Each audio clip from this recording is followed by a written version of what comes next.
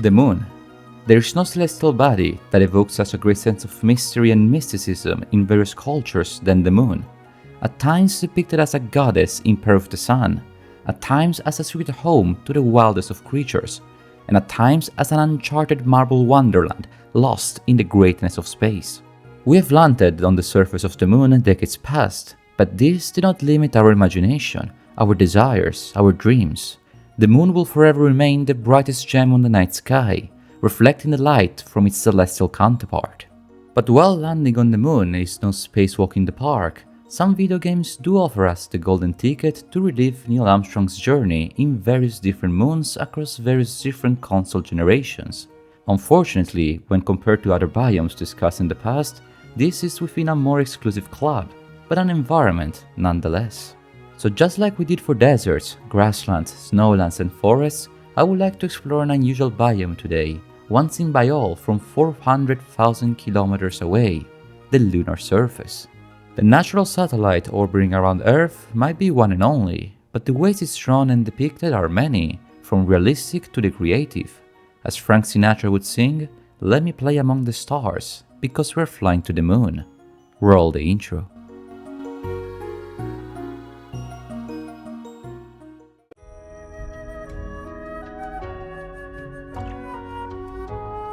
To describe the moon as a white desert in the sky would not be poetic, but it would be accurate. Without an atmosphere and barely a gravitational field, the moon does not host a great variety of sceneries.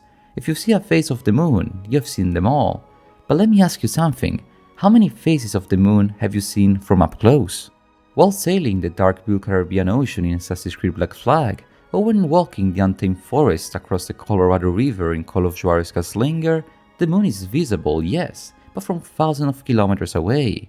Few are the games that dare, that dream, that desire the oddity and the absurd, fly us to the lunar surface.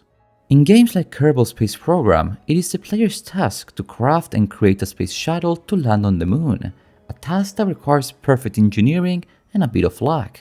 In other games, such a grandiose journey is hidden behind a cutscene, but not for this reason less impressive.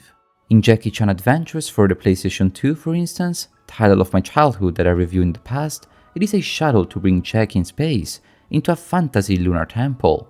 Such is the hidden location of the lunar talismans that might not be quite accurate to reality, but when did reality ever limit the creativity of artists? Another example of the surreal would be Killer is Dead. In Mondo Zappa's unique universe, going to the moon and back is a mission like any other, where there is a manor hiding in plain sight, one that reminds the player of an old European royal palace such as a Hermitage. Does it matter if games imagine the unknown lunar surface filled with unreal structures and peculiar creatures? Of course not. It is, after all, part of our mythology, of our told tales, to describe the indescribable. In Chinese folklore, it is a rabbit colony to inhabit the moon. In medieval European legends, it is Cain from the Genesis to roam the lunar land. And in Maori tales, it is the goddess Marana, the moon herself, the one who controls the vast ocean tides. But why stop in touristic places when the scenery of the untamed grey land is freely explorable? On Earth you drive buggies, on the moon, rovers, such is the case in Duke Nukem Forever, or more specifically in its DLC, The Doctor Who Cloned Me. Of course, if there's the wild, there's the wilderness. The aliens living between craters can be hostile, so do not consider yourself as a welcomed guest. Such is the case in the iconic moon level in Ducktales Remastered, where a more purple moon is home to various creatures and beasts. Such coloration was not present in the original NES version of the game, but I do welcome the different Pantone. Apart from the coloring, the level is better remembered for its iconic soundtrack, composed by Hiroshige Tonomura in B major, one that inspired the desire of exploration, and of course, the making of this video. The silver sand covering this flying desert does give the illusion that there is no value in furthering exploring this desolate landmass. And yet, just yet, I would argue that it is the apparent emptiness that most intrigues players into taking leap forwards, to unravel what mysteries are hidden behind. In the dystopian future of Wolfenstein: The New Order, it is well known what lies in the Crescent, an evil military base, HQ for the greatest menace mankind has ever seen. Luckily for us, not even space itself can stop Blazkowicz on his mission to put an end to the regime, even if such a journey will bring him miles away from home towards an unusual direction, with an unusual gravity. Building bases on the moon seems to be a common occurrence in gaming, with Duke Nukem 3D and Quake 2 also having iconic levels set on a structure up in space. Lunar Apocalypse and Give Me Back My Moon, as these missions are baptized in their respective games, give players an alternative panorama, one where it is Earth to be seen above the sky. Star Fox Venom does resemble our moon, with the key difference it too was made into a base, one that holds the power to fracture dimensions as we know them. In the games, it is referred to as a planet, but the depiction Platinum Games made of it on the Wii U game is much closer to a natural satellite, similar looking to the one close to home.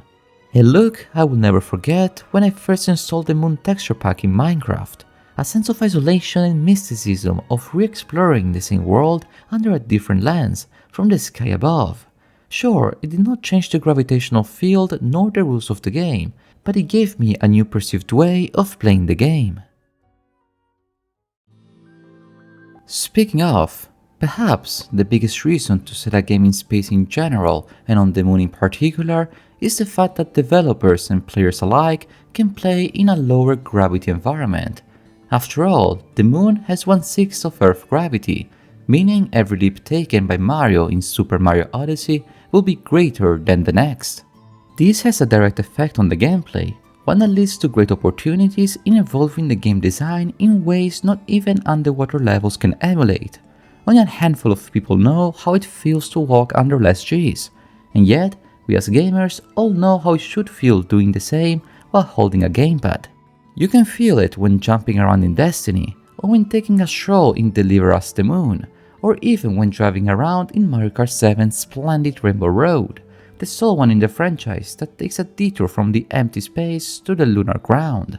The mechanism of reducing the normal gravity to slow down, to amplify movements, to stretch time, does have an interesting and creative effect on how we play video games.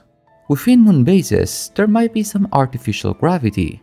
Kirby in Kirby's Epic Yarn does not fly far, but out there where the surface touches the vastness of space, the border between land and sky is as thin as a feather. Moon levels do not only leave an impression on the gameplay, but the narration as well. Who can forget the legendary final showdown in Portal 2, where one last portal is placed on the lunar surface? There are a few iconic moments in games that are immortalized forever, and even fewer that involve the celestial body, but amongst them, this iconic climax cannot miss the list. Another narrative instance where the moon steals the show is in Zelda's Majora's Mask, where not-so-friendly Luna gives Link 3 days to save the world. Her look might be a bit grotesque, her intentions less honorable, but like all characters in Termina, she's only playing her role, her part, in this adventure. It Takes Two has one of its chapters endings in a boss fight on the moon soil against the properly named Moon Baboon. As the toy nature of the stuffed characters and their surroundings, it is fair to assume this may not be a scientific depiction of the satellite, but as stated earlier in my thesis, every depiction is magical because it transcends reality. But at last, for how much I adore the fantasy of driving endlessly on the moon as observed in slow roads, or to hear the heartwarming tale told in the small indie title To the Moon, the group of games that lets the player reach so far in the sky is not as vast as the creators found there. But just because the moon is not always an explorable level in games, this does not mean that she does not make cameos all over the place across gaming. Every title that has a day and night cycle, as described in a previous video, often have worlds shined by lunar lights. In Aragami, it is crucial to stay in the shadows between a full moon and the other. In Zelda Breath of the Wild, it is the Blood Moon that resurrects the demons roaming around Hyrule Field. And in the Pokemon franchise, it is the Black New Moon to symbolize the powerful legendary Pokemon Darkrai, and the full one to represent Cresselia. Games that let the moon, rather than the sun, lighten up the world are always a welcome addition, one that gives homage to the satellite protagonist of this discussion. Unfortunately, due to light pollution, many of us can only see a handful of stars in the sky, but the moon, she will always be visible. To list all games set during nightfall would make this video a tad longer than what is necessary, so let us admire the night sky one last time, illuminated by today's special guest, before closing this chapter.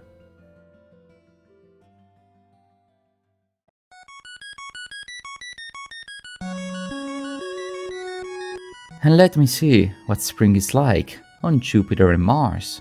The fascination the moon evokes is matched by few celestial bodies. In cultures around the world, we as mankind have always given the moon her rightful pedestal she deserves, in novels, in music, in media, and of course, in video games. Unfortunately, the examples to bring were fewer than usual, thus a briefer monologue, and yet I'm still very happy to add this video into my biome discovery playlist, even if I may have stretched the definition of biome just a bit. The moon has always fascinated me in real life, and to have the opportunity to visit her in gaming is always a joy worth sharing. So next time you are journeying throughout space, do take some time to visit the one and only gem above our atmosphere, the one we call our moon. If you made it this far, I wanted to thank you one too many moonsteins for watching today's video. I do hope you found great enjoyment while exploring the lunar surface with me. Let me know what moons and games you have visited in your game journeys. I wish you all a wonderful day. And until next time, arrivederci.